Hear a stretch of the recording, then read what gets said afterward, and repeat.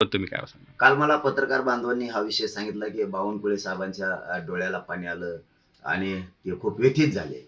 असं मला पत्रकार बांधवांनी सांगितलं. मी पण रात्री बघितलं, नाही असं नाहीये. मी बघितलं त्यांनी त्याच्यात त्यांच्या आई माऊलीचा उल्लेख केला, आईचा. बावनकुळे साहेब यांनी पुढेही उल्लेख केला, की मी मराठा समाजाच्या विरोधात नाहीये. मी हे केलं नाही. बावनकुळे साहेब, मी तुम्हाला जाहीरपणाने सांगतो, मी माझ्या मराठा समाजावरती लय प्रेम करतो. माझ्या मराठा समाजाच्या विरोधात मराठा जरी आला तरी मी सोडत नाही. दुसऱ्याचा बी आला तरी मी सोडत नाही. तुम्ही इतकं रडकुंडीला आलात, मी काय असतं, मी गुडघे टेकायला लावतो.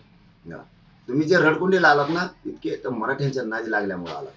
मला इतकं बोलायची तुम्हाला गरज पण नव्हती, कारण तुम्ही चूक केली. हे बघा, तुम्हाला एवढं रडकुंडीची यायची वेळ याच्यामुळे आली, की तुम्ही परळीच्या टोळीच्या नादी लागला. त्यांचं ऐकून तुम्ही एवढा मोठा अपराध केला, की तुम्ही मराठ्यांच्या लेकरांचं वाटोळं केलं त्यांचं ऐकून. तुम्ही हे त्यांचं ऐकायला नको होतं. तुम्हाला आणखीनही जाहीरपणे सांगतो, इथून पुढं तुम्ही त्या टोळीच्या नादी लागून त्यांचं ऐकायचं नाही. ते तुमच्यापाशी दिसले सुद्धा नाही पाहिजे.